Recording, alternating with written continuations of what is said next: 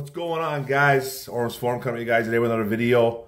And I'm a couple days late with these videos. Sorry, guys. I was under the weather after the Monday Nighter, Lions and the Raiders. And Halloween was yesterday. Family first. That's what I do. And my little puppy is barking. Drives me nuts when he's in that little crate. Because he's my little dude. But I had to put him in a crate because he's still a puppy. And I got to do these videos and nobody's home. But so sorry about that. But this is the aftermath, week 8, Las Vegas Raiders at the Detroit Lions. The Los Angeles Raiders fall to 3-5. Fire everybody. Actually, by the way, fired McDaniels, fired their GM, I think, yesterday. And the Lions go up to 6-2, first place in the North, and go into a bye week coming up on week 9. Perfect timing as well, getting everybody healthy. 26-14 Detroit Lions. Big win on Monday night. And a really weird game, I thought, for the Lions because they really tried to give this game away. It seemed like at first, pick sixes, a fumble inside the Raiders' red zone there. Turnovers. It just felt like the Lions should have won by more, but they did win by 12, and it should have been by more. But injuries, Raiders. Linebacker Luke Master had a concussion. He left. Fullback Jacob Johnson had a concussion as well. He left too. And one of their bigger players, linebacker Divine Diablo, was inactive with an ankle injury. And the Lions didn't really. They did lose offensive guard Coyote Owasika during that game. He was hurt. I don't remember what the injury was, but Dan Skipper ended up coming in. And then, guys that were inactive were running backs David Montgomery with the ribs, center Frank Ragnow with the toe and the calf, and then offensive guard Jonah Jackson with the ankle. So those guys were inactive. We had a lot of guys hurt for this game. Now on to the stats. Quarterbacks, Jimmy G. We'll start with the Raiders first. He started. He was 10 for 21 for 126 yards, no touchdowns, 1 pick, sacked 6 times. The Lions were all over this guy, and he missed a couple big throws, though.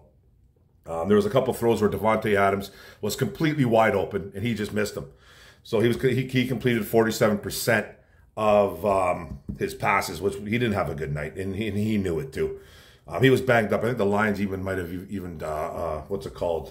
either tied a franchise record or broke a record for most quarterback hits. They were all over Jimmy G. Then running back Josh Jacobs was 15 for 61 yards, 1 touchdown on a 4.1 yards per carry. He was actually running the ball pretty well. They kind of went away from it a little bit, I thought, which was kind of odd because the Raiders were never really out of the game until maybe a little bit later on in that game. And they got away from it. He was running at a nice clip. He had a couple nice runs. They stopped him for the most part, but it looked like he was going to have a better day, but he only got 15 carries. And then quarterback Jimmy G, he was 2 carries for 12 yards. And then the Lions, again, 80 yards rushing. They had a great day stopping the run on defense. Really great game overall by the defense. And then receiving, there isn't a lot to talk about with this Raiders offense. Running back Josh Jacobs was 2 for 27 yards at a 13.5 yards per catch, 4 targets. Tight end Austin Hooper had 2 catches for 19 yards and 9.5 yards per catch and 2 targets as well. Even Michael Mayer had that 1 catch for, I believe it was 19 yards as well. He was targeted once or twice as well, too. Wide receiver Hunter Renfrow had 2 catches for 19 yards, 9.5 yards per catch, 4 targets. Wide receiver Jacoby Meyer, 1 for 19 per catch, 1 target. Davante Adams, 1 for 11.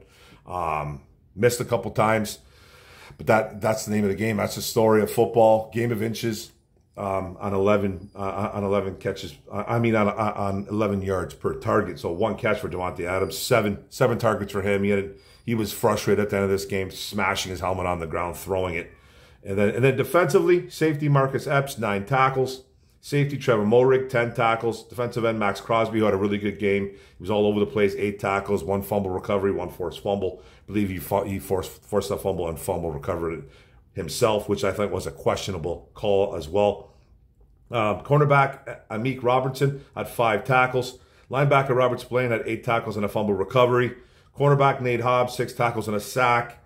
Quarterback Marcus Peters, 5 tackles, 1 pick 6, touchdown. On a really bad throw by Goff. And the linebacker, Amari Burney, had 5 tackles. Linebacker Luke Masterson had 4 tackles and a forced fumble. So not a really lot to talk about with the Raiders statistically wise, but they made a lot of plays. They did make a lot of plays. They forced turnovers, with the strips, the picks. So they didn't have a bad game. It was one of those bend but don't break kind of games for them. We did end up did end up putting 26 points on the board. A lot of it goes to what's it called, Riley Patterson, who hit like 4 field goals. Talk about that in a bit. He did miss an easy one, but he did hit a 52-yarder. We'll talk about that too. But yeah, that Raiders defense, they weren't horrific, they weren't great, but they did make some plays. They had a couple plays out there, man. They kept that offense in the game. The offense just couldn't really do nothing. And then the Lions, quarterback Jared Goff, who was 26 for 37, 70% completion percentage, 272 yards, touchdown, a pick. He was sacked once as well. Rushing, Jahmyr Gibbs absolutely went nuts. Running back Jahmyr Gibbs went absolutely nuts. He should be player of the week easily. I think he outrushed everybody during the week. He was fantastic. He should win Pepsi of the week too, or rookie Pepsi of the week offensively. He should win all kinds of awards for this week. He was 26 for 152 yards, 1 touchdown, 5.8 yards per carry. He was fantastic on the ground. The running back Craig Reynolds had a decent day too. He was 14 for 74 yards. He did fumble, 5.3 yards per carry, over 220 yards on the ground. We had a really nice day offensively. It was just a good day offensively, man, all around.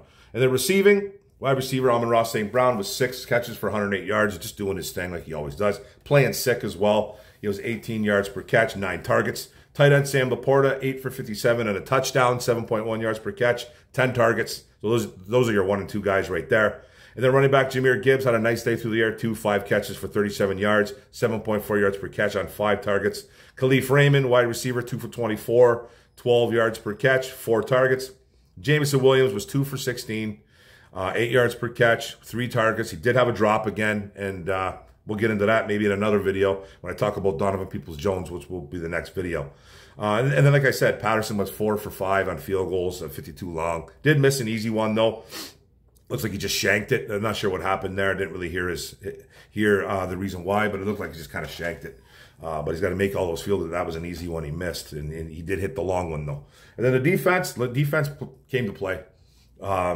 Again, they just showed up, man. They just showing up at home. Linebacker Alex Anzalone, 7 tackles, 2 sacks. Had a really good day. Earlier in that game, he got face planted by, I think it was Josh Jacobs, I believe it was. And I was like, oh, here we go. Here come the haters. Here come the haters. Because he got face planted. He did. But he made up for it. He had a really good game after that. Played really well. 2 sacks. He was all over the field. Linebacker Jack Campbell had 4 tackles. Had a bad penalty in the end zone, though, going low on Jimmy G. Looks like he couldn't hold up, though. Safety Tracy Walker, 6 tackles and a sack.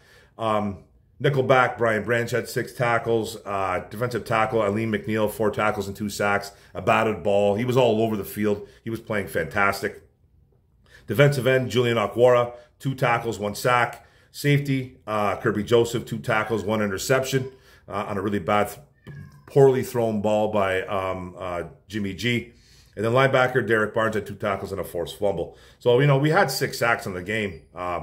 2 by Anzalone, 2 by McNeil.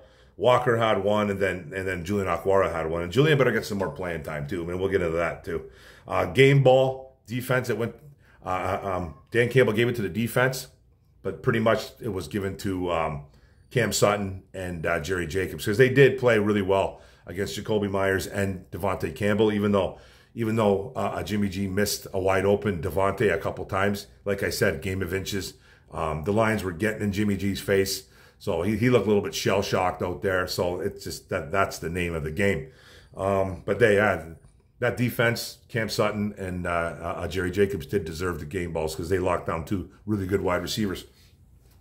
So that was it, guys. A 26-12 win. 26-14, sorry. 26-14 win. The Lions do cover. It was 8 points right there. They covered. The Lions offense was really good. It just looked, looked like it was, it was staggering a little bit at the beginning of the game. Staggering a little bit at the beginning of the game. They were driving. Then they settled for a field goal, field goal. Fumble, pick. Riley Patterson, I think, kicked 3 field goals before they got in the end zone. So it was like 9-0 for a while. The defense just came to play. Josh Jacobs was having a little success running the football, but the defense just played really well. But back to the offense, Amon-Ra doing his thing. Sam Laporta doing his thing. Jared Goff coming back from adversity from throwing that pick. He had that one bad throw. J-Mo, he needs to catch. He's dropping 1 or 2 balls a game. It's continuing. It's getting frustrating. And I think that's why they went out and got a wide receiver. I'll talk about that in my next video. What else offensively? Gibbs. Gibbs was fantastic. Gibbs was awesome. That was what you're not going to see that every week though. You never know. I guess you never. I can't really say that, but you know, Dan Campbell coming out and saying after the game, like we'd love to take it easy with them. We'd love to, you know, they'd be able to just kind of slowly get him acclimated to the pros and to the system. He's like, we need him. He's like, we need him out there. He's just electric. He's electric. He's special. He runs like it's weird. He's not a big man. He's 200 pounds. He's not a big guy, but he breaks tackles. He's slippery. He's super slippery. He runs harder than a 200-pound guy. And then when he's out in space, he's pretty much uncatchable. You can't catch him. He coasts, man. I've never seen a kid that just runs that well with effortless. And it looks effortless. I know it's not effortless, but it just looks so effortless, man. And when he's out in space, he's dangerous. And he had a huge game, 152 yards. I hope that shuts up some of the critics. I know it won't, and that's fine. But I think this is a sign of things to come for him. I think he's going to be a really special back, knock on wood, if he doesn't get hurt. I really do. I think he's going to be special. He reminds me so much of a younger, faster Alvin Kamara.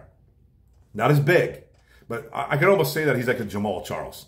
I said that in videos months ago when he got drafted. When you watch a lot of his tape, not just his highlights, watch his tape, and then you'll get to see what type of the runner he is. He reminds me so much of Jamal Charles. He really does. Slippery, can slip through tackles, open space, catches the ball. You're not catching him, scoring touchdown.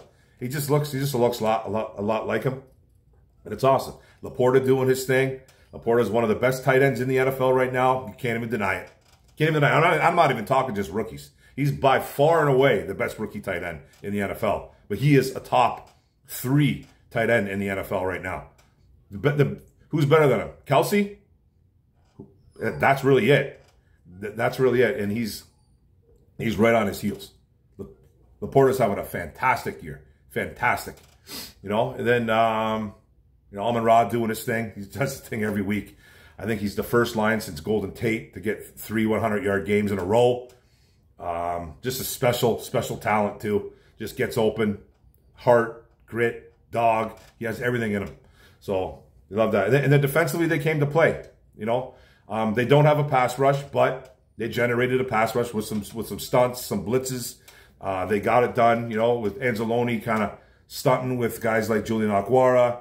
You know, you kind of have to make it a little bit sexy to get some sacks with this team, and I think they were able to do that because they don't really have a good offense.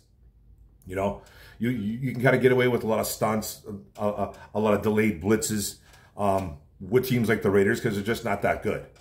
You know, and the thing is, you're not going to be able to do that with just that front 4 against really good teams, and that's fine. But this game was awesome. And then even Broderick Martin. Broderick Martin, you didn't really see him on the stat sheet, okay?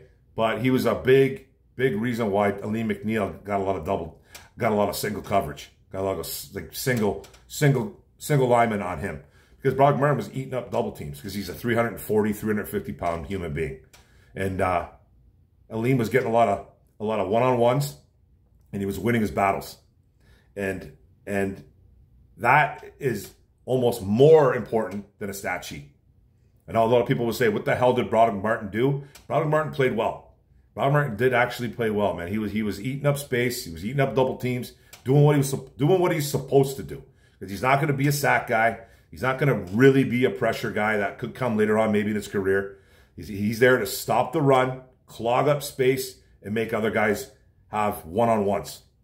And that's what it worked. And then Anzalone coming in, you know, after getting face planted, because he did get owned in that one play. It was early in the game. He came back and had a really nice game with 7 tackles, 2 sacks. You know, Kirby got his first pick of the year. You know, a lot of good things happened in this game. Okwara, another sack. So defense showed up. They especially on the stat sheet, not letting the team rush for over 80 yards. Jimmy G throwing for like 126 yards. They did awesome. It was just a good game. It was a weird game, like I said earlier. Though it was kind of like, you know, the Lions kept trying to give it away. you know, with just kicking field goals. I'm thinking to myself, you're not going to win football games just kicking field goals. And I think that's everybody has that same kind of mentality. You know, they kick the one field, kick the other field goal, kick the other field goal, and like start scoring some touchdowns. So start scoring touchdowns because you can drive on these guys. You're not having any really bad luck driving on them. You just can't get it home. And it just, you know, and it just felt like it just felt like they were just trying to give it away a little bit. And I think the Lions of the old, the SOL Lions, would have lost that game. They would have went into a shell. They would have went into a shell after the fumble on the 3-yard line, after the pick 6 by Goff. You know, another fumble here and there. You know, a couple turnovers. You know, not scoring touchdowns. All of a sudden, this team is losing this football game. You know, that's kind of the Lions of old. This is a different team. They persevered. They looked through adversity and they kicked it in the face. That's what they did. You know, 26-14, covered, and pretty much dominated the whole night. They dominated. It just was a weird game on the start when they were just trying to give it away. That's what it just kind of seemed like. But they pushed through, and that's how you kind of know what type of team you are. And that's what they did, man. So big victory for the Lions, 6-2, going into the bye week, week 9. Can't come at a better time. And then week 10, off to LA, playing LA Chargers. And that's going to be a tough game. So, but great win for the Lions, guys. 6-2, 26-14, done. Raiders off the board. Love it, guys. Thanks for watching my videos. Don't forget to hit the subscribe button at the bottom right. Don't forget to hit the notification bell up top. And don't forget to like, comment, share this out. Really appreciate it, guys. Go Lions, one pride. Kaboom. Let's go, baby.